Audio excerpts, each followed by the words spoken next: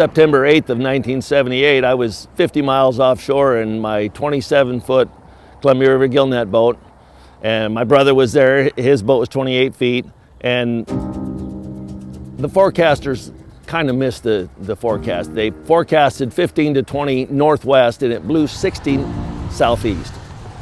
My brother and I, with our small boats and excellent fishing, filled our boats the day before and went home.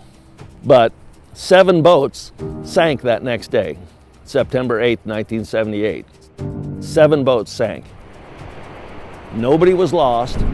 The Coast Guard took pumps to people. The Coast Guard picked people out of the water. They searched for one individual, I believe for 24 hours, that was floating in a survival suit, and found him alive. These guys, they don't give up, and they have our back, and we very much appreciate it. It's pretty impressive when you lose 7 boats. On the tuning grounds, people are spread all over the place. They're not all one little spot. And for the Coast Guard to be able to handle that and the response that they had and save everybody, and they saved a lot of boats that otherwise would have went down by flying pumps out to them. It was just really incredible.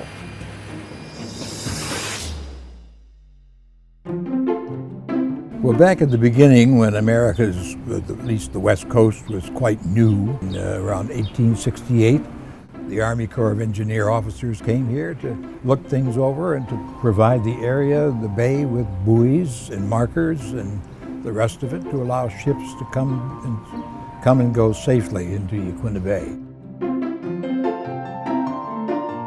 In 1896, the U.S. Lifesaving Service came to town. They established a station on South Beach, about 2 miles from the entrance of the jetty.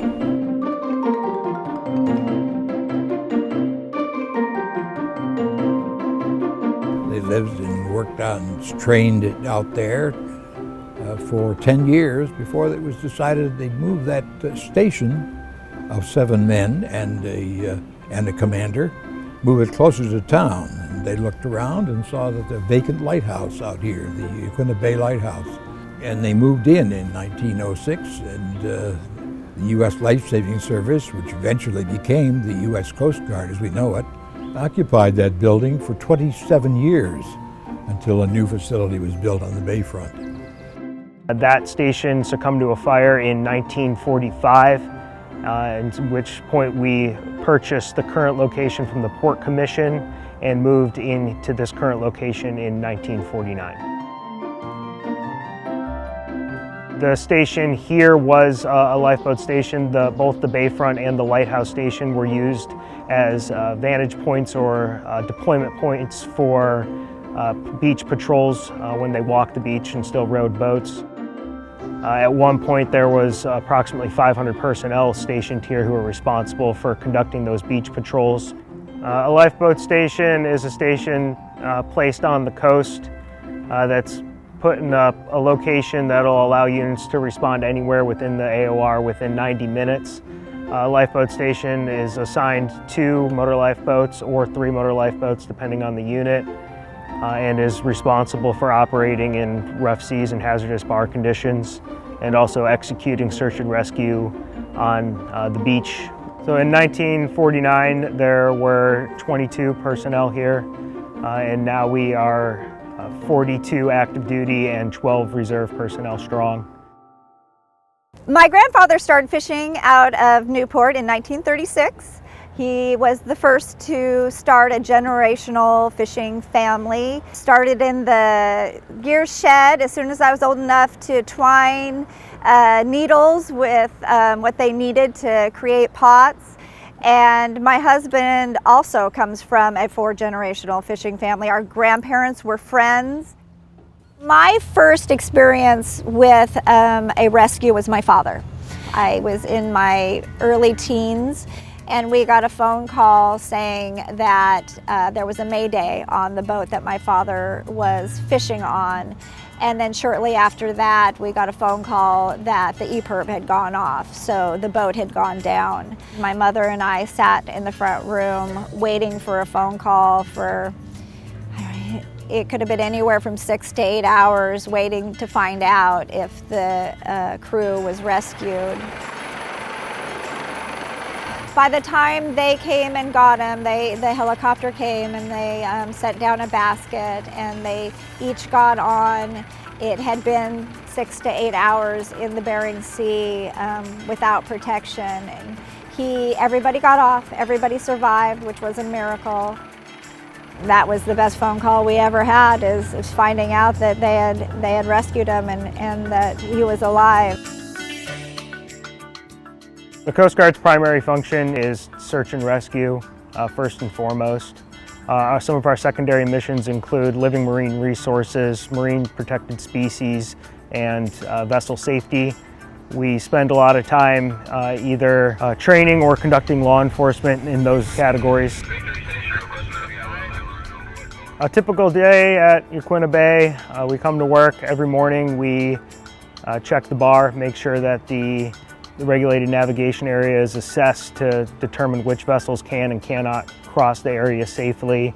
We conduct that evaluation every morning at first light, a half an hour prior to sunrise. We do the same thing throughout the day, at least every 3 hours, depending on the conditions. What that allows us to do is determine who can come and go safely without having a catastrophic event occur when crossing the bar.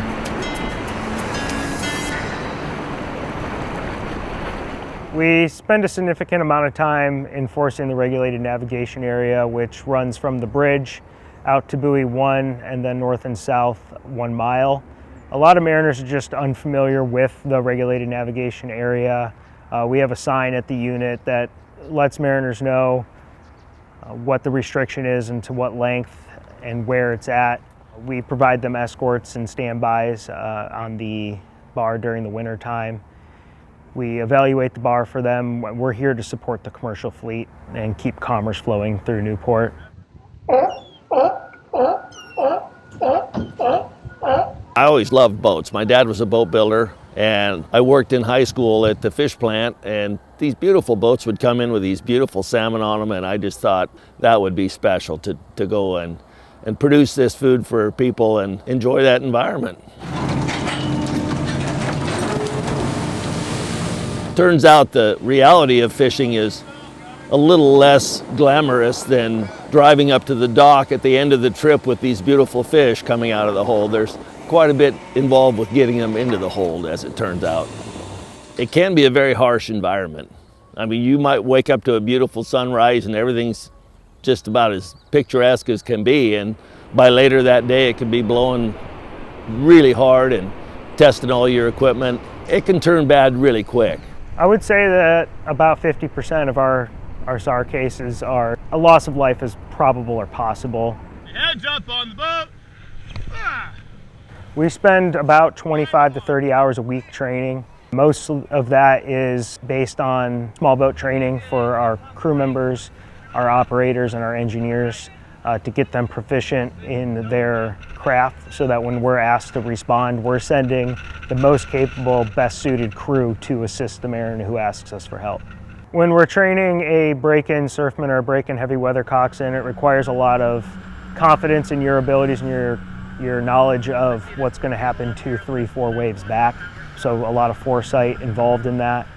There's also a trust factor. We don't just immediately throw somebody into 20-foot seas. We build them up. We start with 6 to 8 foot, and then 10 to 12, progressively working our way up to our training limitations, which are 15 feet and 50 knots of wind. So we don't immediately throw anybody into the fire. Surfmen operate on missions that are in the most extreme of weather, so anything up to the limitations of the boat, which is 20-foot surf and winds up to 50 knots. I've been underway in seas in excess of 22, 24 foot and winds up to 70 knots. There's not really the thought of how dangerous it is or what could go wrong with us. We're more concerned with the mariner. In the moment, we make risk-based decisions based on the information that's given to us and make decisions to do what we need to do to get the job done.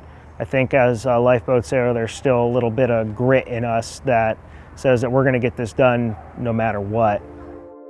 The stations were located in a way that each unit would be able to respond within their area of responsibility within 90 minutes from the time we got the call. Our AOR is from Yachats up to Spencer Creek, and we can respond anywhere within there within 90 minutes. We also have the air facility to support us with our response time. So if it's going to be offshore, we need to get there really fast, we'll ask for a helo to back us up, and they'll launch the helicopter, and then the lifeboat will follow. We train with the helicopter twice a week, and they also train with Depot Bay. That way all the boat crews at the stations are getting an even amount of training. What we do is we practice sending the basket or the Stokes litter or lowering the swimmer up and down, so that when we do have a victim on the boat, we're able to quickly and efficiently get them up into the helicopter so they can get to higher level care faster.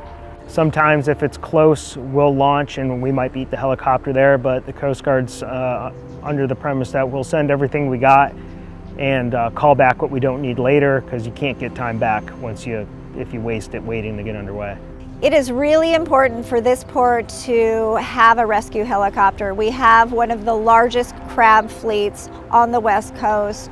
We are a cold water port. We have a brutal bar during the winter months, and we have rescues up and down this short area of coast. And without the rescue helicopter, lives would be lost. It does provide an advantageous point of launch for a helicopter, especially during peak traffic times or peak beachgoer season, when we end up with a lot of people visiting from inland to the coast. Maybe they're unfamiliar with sneaker waves or tides. And the most effective way to save somebody in 3 or 4 feet of water is by far with a helicopter. Our lifeboats aren't able to get into that shallow water, and it takes the fire department quite a bit of time to get there. And they don't just do commercial fishing stuff or recreational fishing stuff. They pick people off of cliffs. They go get loggers sometimes when they're injured in the woods. I mean, those helicopters do a tremendous service for this community, and we'd be way worse off without them. Our community ties are pretty strong. We participate in partnership and education. We go to the Elks Lodge and provide color guards or water safety meetings. We work with the Fishermen's Wives a lot. Fishermen's Wives does a lot of family support, especially if there is a fishing family that loses a loved one. So we will go and provide cleanup and food and support during services, celebrations of life. I went into it because of the support with the women in the group. The reason that I really wanted to have a larger role in the group is because I saw the effect they were having on fishing families. We have a lot of tragedies in this community. There's been a lot of boats that have gone down. The support that Fishermen's Wives gives to these families is amazing, and you see the difference you're making in people's lives. We have members that aren't even in the fishing industry that are just a part of the community and want to give back and see what we're doing. We have scientists, we have lawyers, we have a very diverse group of women that are just there to give back and not necessarily because they're a wife. We've worked with the Fishermen's Wives for many events. We've done the blessing of the fleet, and we're just always there communicating with them constantly to ensure that we're providing them with the information that they need to make good decisions when they come and go. We really feel like we are a part of them and they are a part of us now, and it's been an amazing partnership. They rescue the families, and then we come in and help the families. Usually if they're picking somebody up out of the water, they have immediate needs to get to the hospital. And so they would pick them up, and then they'd have to take them to the airport, and then ambulance from the airport to the hospital, which is crucial minutes that are lost because of that. The group got together, started fundraising, created a cookbook, and got the whole community involved, and they were able to build a rescue helicopter life flight pad for the hospital. It's been the most rewarding thing I've ever done in my life. It's an amazing group. Well, response time is everything. When things go bad, they can go from an instant. You could be having the best day of your life. Your boat's full of crabs and you're driving in, and 5 minutes later, a breaker hits you on the bar and the boat's on its side and you're dumping crabs out of the crab tank. I experienced that on my second job. That boat, thankfully, as the swell crossed over the shallows of the jetty, it broke and hit us and knocked us down, but then entered the deeper water of the channel. It stood us back up. Had that not happened, we'd have been laying on our side, right there at the end of the jetties, waiting for the next breaker, in a really tough situation. And if there aren't people that are right there on scene to respond immediately, I mean, it's just makes all the difference in the world. When something bad happens, it happens big, especially with those boats. Yeah. And you know, there's no alternative for having us here to get them off the bar when it's nasty. And you lose your steering, or you lose a main engine at the jetty tip. So what are you gonna do? You know, I feel like I'm having an impact in something, like I'm making something better. The oceans outside is one big whirling mass of sea and foam and wind and the rest of it during winter times. It's a rough place out there. We work in a very extreme environment out there. And one of the reasons that we're willing to do that is that we know there are a group of men and women that have our back. No matter how much safety equipment we have, whether it's life rafts, EPIRBs, survival suits, if things go really, really bad, we're gonna need help. And those guys are there 24/7, 365 to help us. And we very much appreciate it. And this fleet is hugely benefited by the existence of the Coast Guard. Both the motor lifeboats and the helicopter saved countless lives here in Newport.